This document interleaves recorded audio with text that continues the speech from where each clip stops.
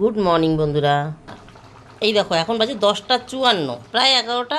রান্না এই যে কি করেছি, একটু আলু ভেজেছি, একটু পটল ভেজেছি, পেঁয়াজ দিয়ে মুসুরির ডাল করেছি, আর এই পটল আলু চিংড়ি, মানে আলু পটল চিংড়ি আরে বলতেই পারছি না, করে নিচ্ছি। এটা প্রায় হয়ে গেছে, এখন একটু গরম মশলা দেওয়া বাকি আছে, আর চাটনিটা হবে। বাজে এখন 10টা 54, বুঝতে পারছি না 11টা 15তে আমি বেরোবো। নমস্কার বন্ধুরা, আমি সমাজ সংসারে তোমাদের সকলকে স্বাগত। এখন বাজে 10টা 54, 11টা 15তে আমি বেরোবো, কারণ ছেলে মেয়ের ছুটি হয় 11:30টায়। 11টা 15তে না গেলে আমার লেট হয়ে যায়, আর টোটো দাদা আসবে, এর জন্য একটু নিশ্চিন্ত। 15 জায়গায় বাই চান্স 20 হয়ে গেলেও চিন্তা নেই, টোটোতে বসলেই চলে যাব। এই হচ্ছে ব্যাপার। এখন চাটনিটা যদি একটু বসিয়ে ফেলতে পারতাম, তাহলে চুল বাদ দিয়ে শাড়ি পরতে আশা করি হয়ে যেত।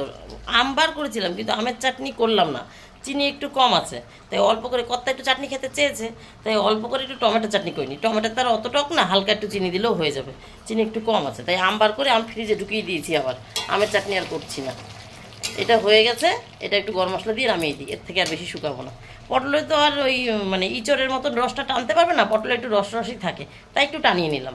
ইঁচড়ে আর একটু রস রাখতে হয়, ঠিক আছে। আগের দিন ইঁচড় চিংড়ি করেছিলাম, কর্তাকে বলেছে একটু চিংড়ি আনবে, একটা চাল কুমড়ো দিয়ে খাবো, তা তো আনলোই না। এই যে চিংড়ি এনেছে, মোটা মোটা ড্যাপা, এত বড় চিংড়ি দিয়ে এই মালাইকারি টালাইকারি খেলে ভাল লাগে।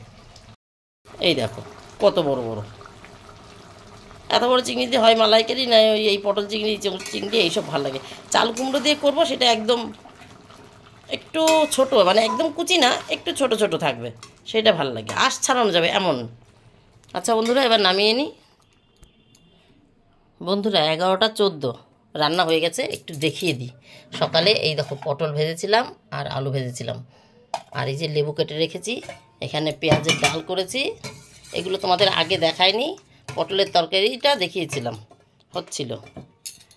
এই যে পটলের তরকারি নেমে গেছে, দেখে নিয়েছো।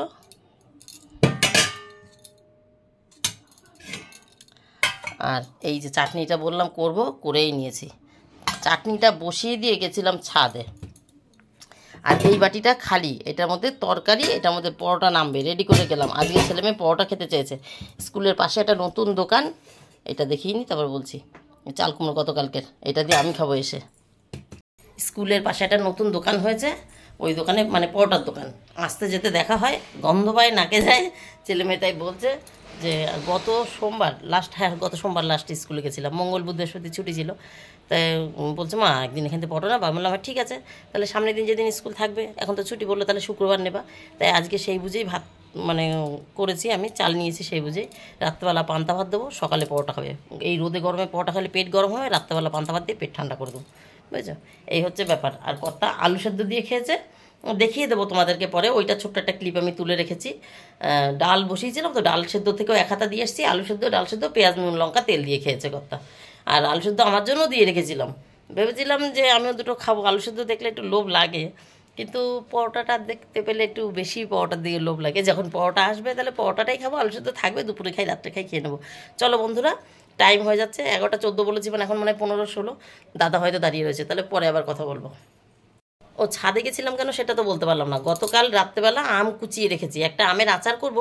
দিনের বেলা আম কাটার সময়ই পাচ্ছি না, সংসারে এত কাজ করতে করতে না, শেষে মনে হয় ধর এখন একটু পরে করি, এখন না তখন একটু পরে করি, আর করা হয় না। তাই রাত্রেবেলা আমি আম কেটে ফ্রিজে রেখে দিয়েছিলাম, গাবলার মধ্যে রেখেছি ঢাকা দিয়ে। এই যে এই গাবলাটায় প্লেট দিয়ে এরকম করে ঢাকা দিয়ে রেখে দিয়েছিলাম ফ্রিজের মধ্যে। এবার স্কুল থেকে যখন বাড়িতে এসেছি, জামাকাপড় ছাড়ার পর ওইটা বার করে রেখেছি, একটু নুন দিয়ে রেখেছিলাম। এখন সেই নুনের থেকে চিপে চিপে ছেঁকে তুলে একটু হলুদ মিশিয়ে আর একটু সামান্য নুন দিয়ে ছাদে রোদ্দুরে দিয়ে আসলাম। ওটা দিয়ে আম কাসুন্দি করবো, ওটা ঝুড়ি থাকে না আমগুলো, ওই রকম। আমি হাতে কুচিয়েছি, মেশিনে কুচাইনি, তাহলে বেশি গ্রেট হয়ে যেত। হাতে কুচিয়েছি, তাই মজে যাবে। তাহলে বন্ধুরা এবার পরে আসছি, ওর জন্য ছাদে গেছিলাম চাটনি বসিয়ে দিয়ে।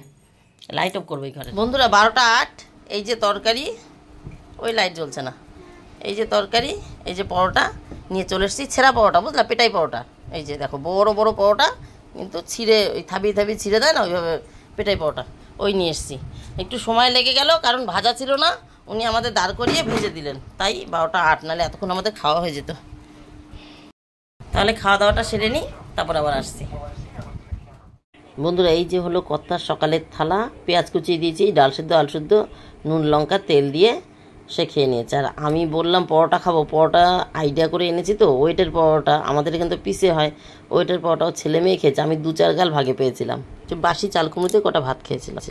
এই দেখো বন্ধুরা, বলেছিলাম না আম কুচি কুচি করে কেটে নুন হলুদ মাখিয়ে রোদে দিয়েছি, সেই ধান নাড়ার মতন এখন উলট পালট করে দিলাম। ওপরের পিঠটা সব শুকিয়েছিল, ছাদে দাঁড়ানো যাচ্ছে না, তাই ছাওয়ায় চলে আসলাম। ওই উপর পিঠটা পুরো শুকিয়ে গেছিলো, নিচের পিঠটা ভেজা ভেজা রয়েছে, তাই একটু ওলট পালট করে দিলাম যাতে আবার শুকিয়ে যায়। আর বিকালের আগে আর তুলবো না, থাক, ছাদেই রয়েছে, রোদ থাকবে। ওদিকে জামা কাপড় ভাঁজ করে ফেলেছি। আর ওই যে গতকাল যে বস্তার কথা বলছিলাম খোসা রাখি আমি, ওই দেখো ওই যে পরপর দুখানা বস্তা, একটার মধ্যে কাছে নিয়েই দেখাই, একটার মধ্যে এই যে নীলকণ্ঠ আর এই দেখো সুপুরি লাগিয়ে ফেলেছি। প্রচণ্ড রোদ তো, তাই একটু পাতাগুলো হলুদ হলুদ হয়ে গেছে। আর এটার মধ্যে আবার জমাতে শুরু করেছি। আর আগে একবার যখন শীতকালে করেছিলাম, ওই যা অন্য আটকে গেছে, এই বস্তাটাই করেছিলাম। এই আবার কিছু খোসা এনে রেখেছি, এটার মধ্যে দেবো।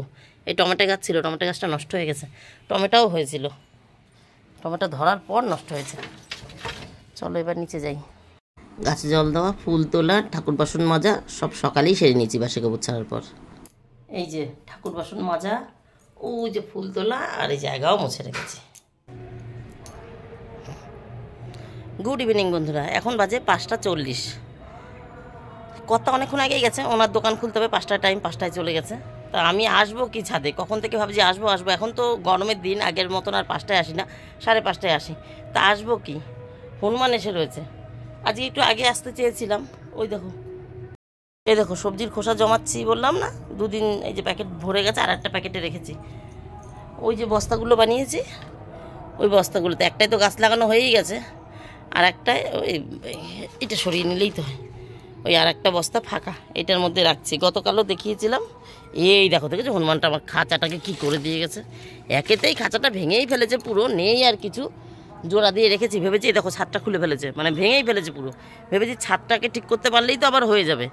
খাঁচার তো চারিপাশ আছেই, এগুলো এখনও ভালোই শক্ত আছে, এগুলো এখনও নষ্ট হয়নি, ভালোই শক্ত আছে। হনুমান এই দেখো গো, নীলকণ্ঠ গাছটা কীভাবে খেয়েছে মুড়ো করে। এই নীলকণ্ঠ গাছ এত খায় না, আর কি বলবো, দেখো কি করে রেখেছে। করি এসছে কত সুন্দর, যা এত পেঁচিয়ে কুচিয়ে রাখি যে এইখানে থাকবে, কিন্তু এইখানে থেকেই দেখো ছোট্ট একটা করি, ওই দেখো নষ্ট করেছে, ওটা পাতা না করি। কি বলবো, কীরকম খাওয়া খেয়েছে। এই করিটা কালকে ফুটবে। মানে কিচ্ছু রাখে না। এই গাছটা বেয়ে যায়নি নিচের দিকে, তাই এইটা রয়েছে। আর এটা একটু কি সুন্দর হয়েছিল, পাতাগুলো কি সুন্দর দেখতে হয়েছিল, দেখো ন্যাড়া করে থুয়ে গেছে, মুড়ে খেয়ে একটু হতে দেয় না। ওই দেখো ওই পেঁপে গাছটা রাখছি কেন তাই কে জানে, এর মধ্যে তো পেঁপে হবেও না, আজকে ভেঙেই দেবো। এই দেখো খেয়ে গেছে মুন্ডু, কিছু নেই, শুধু একে রেখে দিয়েছি, শুধু রেখে দিয়েছি। এটার জন্য আমার আরও বরঞ্চ উৎপাত হনুমানের, এটার জন্য আরও উৎপাত আমার।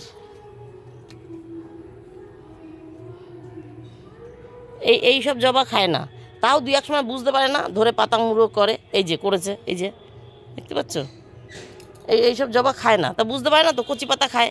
এই নিম পাতা ছাড়ে না, নিম পাতাও খায়, আজকে খায়নি দেখছি। কচি পাতা খাওয়ার জন্য খাবার যখন কিছু পায় না। এখন তো আম আছে গাছে, দেখতে পাচ্ছ কীরকম হয়েছে। হ্যাঁ দেখো এই আম হয়েছে, দূরে না কীর্তন হচ্ছে, একটু সাউন্ড আসছে নাকি কি জানি। এই বাড়ির কাছেও এসছে, থোকে এসছে, থোকে। এই দেখো এর থোকে কত হয়েছে তাই দেখো, এর থোকায় আম, থোকায়।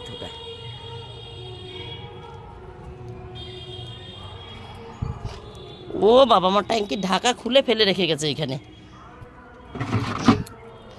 এত উৎপাত করে না।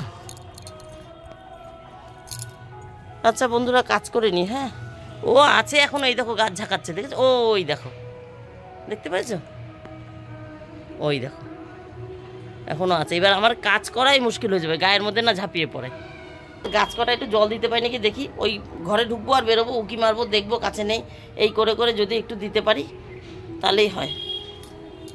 আর রাতে তো পান্তা ভাত খাবো, গল্প করে দিয়েছি, তাহলে বন্ধুরা আর গল্প নেই আমার। হনুমান কখন চলে আসে তার ঠিক নেই। টাটা, বাই বাই, তোমরা সবাই ভালো থেকো, সুস্থ থেকো, দেখা হবে নতুন একটা দিন নতুন একটা গল্পের সঙ্গে। টাটা। 6টা 15 বন্ধুরা। এই যে এই গাছটার সঙ্গে এইখানটায় ওই দেখো টবের ছাপ হয়ে রয়েছে। ছোট্ট একটা ড্রাগন গাছ লাগিয়েছিলাম না, আমার যা দিয়েছিল, গল্প করেছিলাম, মানে ডাল দিয়েছিল, আমি লাগানোতে এই আগা বেরিয়েছে এই যে ড্রাগনের, সেটাকে বড় বালতিতে দিয়ে দিলাম। ওই যে খোসা দেখিয়েছি 2 প্যাকেটে, ছোটো প্যাকেটের খোসাটা প্রথমে মাটি দিয়ে, তারপরে খোসাটা দিয়ে, তারপরে মাটি দিয়ে, বাদ বাকিটা সার মেশানো মাটি দিয়ে, মানে রেডিমেড তৈরি, ওগুলো তো তৈরি হয়নি, ওগুলো তো খোসা পচবে, তারপর সার তৈরি হবে, ওটাকে দিয়েছি একদম নিচে। আর এই যে এইটার মধ্যে লাগানো ছিল, এটা তো কটটুক ছিল, এই হাফ মতনও যায়নি, তাই প্রথমে প্লেন মাটি দিয়েছি, তারপরে সবজির খোসাটা মাটির সঙ্গে মিশিয়ে দিয়েছি, তারপরে যেটুকু জায়গা ফাঁকা ছিল, ওই হাফের থেকে একটু বেশি ফাঁকা ছিল, ততটার মধ্যে রেডিমেড যে আমি সার কিনে নিয়ে আসি, পাতা সার, জৈব সার, যাই হোক, তার সঙ্গে মাটি মিশিয়ে এই টবটা লাগিয়ে দিলাম। জানি না এবছর আসবে কি না ফল, হয়তো সামনের বছরও আসবে। এইটাই সবার প্রথমে বেরিয়েছে, আর এইটাই সব থেকে বড়ো। এর আগার থেকে আবার এই যে একটা আগা বেরিয়েছে, যেটা কদিন আগে দেখে আমি ভেবেছিলাম যে হয়তো ফুল বেরোচ্ছে, বলেছিলাম 2-4 দিন না গেলে বোঝা যাবে না, এখন বোঝা যাচ্ছে আর একটা আগা বেরিয়েছে, হয়তো ওই আগার মাথাতেই ফুল আসে, সে আমি জানি না। যাই হোক, দেখছি এ বেড়ে যাচ্ছে, যার জন্য ওকে এই যে 1 লিটার একটা রঙের কোটোতে ছিল, সেটার থেকে বার করে, এটা আমার ঘরে আটা রাখতাম আগে, নিচটা ফেটে গেছে দেখে আবার একটু বেশি করে ফুটো করে নিয়েছি আমি, লোহা গরম করে তারপরে এইটাকে লাগিয়ে দিলাম। তাহলে এবার টাটা বন্ধুরা।